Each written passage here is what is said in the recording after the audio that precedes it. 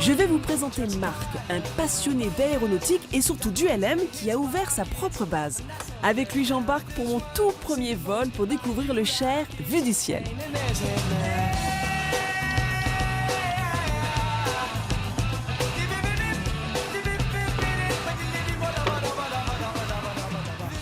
Salut Marc! Oula, t'es en pleine visite préval, t'as commencé? Eh ben oui, Excuse-moi, j'ai un peu de attendu. retard. Non, mais c'est normal. Tu vas De bien? toute manière, c'est une demi-heure, 3/4 d'heure tous les matins. Et on va bien les prendre. Alors, tu veux que je t'aide? Bah écoute, on est en train de regarder un petit peu, comme tous les jours, hein, les niveaux d'huile, d'eau, enfin bref, que tout va bien dans ce petit moteur qui va nous permettre d'aller nous balader. Comment ça fonctionne un ULM?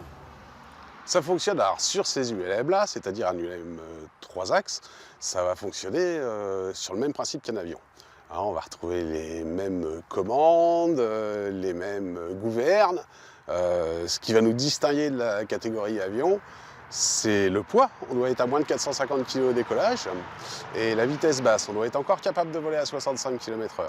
Alors, tu m'as dit combien le poids? 400 450 kg maximum au décollage. D'accord. Donc à nous deux, c'est bon.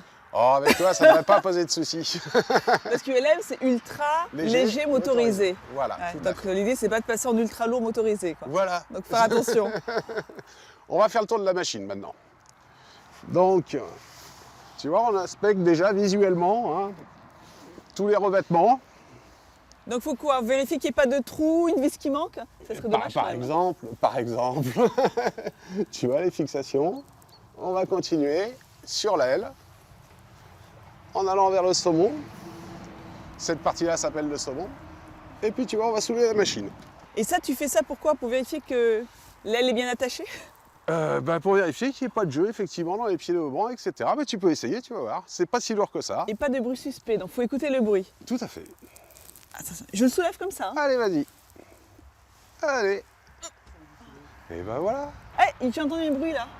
Oui, c'est toi qui viens de taper. C'est pas un tambour. Tu vois, pareil, on va vérifier toutes les articulations.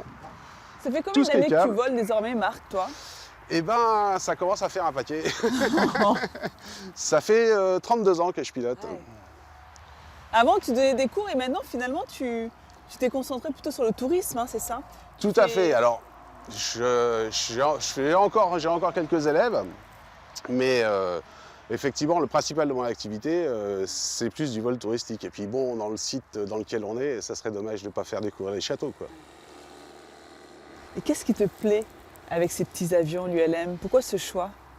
Alors l'ULM, au niveau du pilotage, c'est une machine qui est sympa, où justement c'est un peu un mixte entre le planeur et l'avion. Tu as la partie avion, puisqu'il y a tout ce qui est gestion moteur, et au niveau du pilotage, c'est assez proche, mais tu as un petit côté vol à voile, parce que comme tu as une machine qui est légère, elle va être réactive à la masse d'air, ça va se piloter plus, et il y a ce côté ludique, quoi.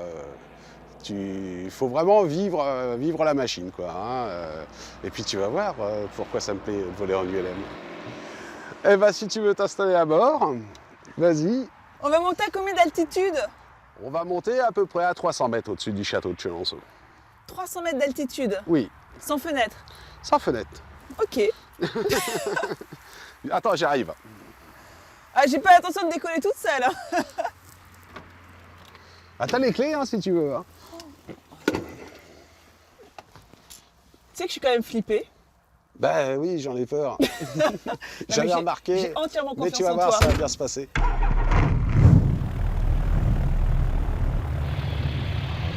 C'est pas la peine de stresser, tu vas voir. Ça va bien se passer. Et puis t'as vu le temps qu'on a? On a un beau ciel bleu bien dégagé pour admirer tous les plus beaux châteaux du monde. Ah, c'est sympa, non? À nous, Chenonceau! C'est quoi les avantages, tu dirais, de l'ULM par rapport justement à un petit avion? Qu'est-ce qui te plaît le plus? Ben justement, cette partie, tu vois, l'utilisation de terrain pas nécessairement super préparé, hein, ce côté tout terrain est quand même vachement sympa. Hein, ça te permet de se poser un peu partout. Allez, en avant.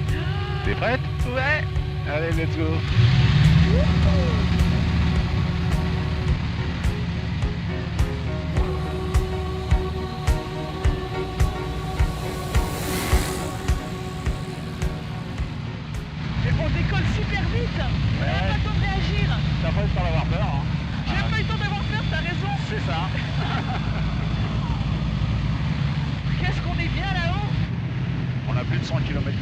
visiter aujourd'hui. Là, on a un beau panorama sur toute la région. Et voilà, madame. Waouh! Oh là là! Chenonceau vue du ciel, c'est juste incroyable! Il n'est pas si grand que ça, hein? Ah non, Hein, c'est le deuxième château le plus visité de France après Versailles. tout à fait.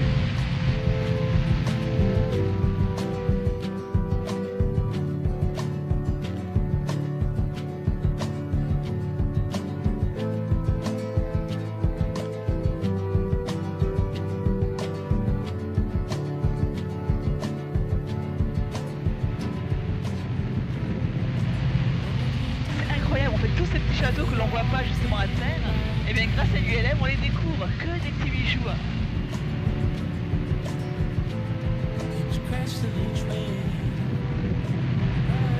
Les touristes qui veulent voler avec toi, qu'est-ce qu'ils te demandent comme parcours? Il y a plusieurs options. J'ai deux circuits où on va rester en fait sur le Cher. On va remonter le Cher pour revenir par l'intérieur des terres. Et les autres circuits où on fera les deux vallées, c'est-à-dire vallée du Cher, vallée de la Loire. Voilà, ensuite, on peut aller sur Amboise et puis remonter la Loire jusqu'à Blois, Chambord, Cheverny, donc les principaux châteaux de la région. C'est dans l'Aspin de ces vues, hein. Ah bah c'est un terrain de jeu sympa, hein. Et un petit selfie avec Marc. Marc, tu Allez. regardes quand même la route, hein. Alors si je mets mon bras dehors, je pars mon téléphone. Ah bah non, le perds pas, j'en ai jamais perdu encore en vol.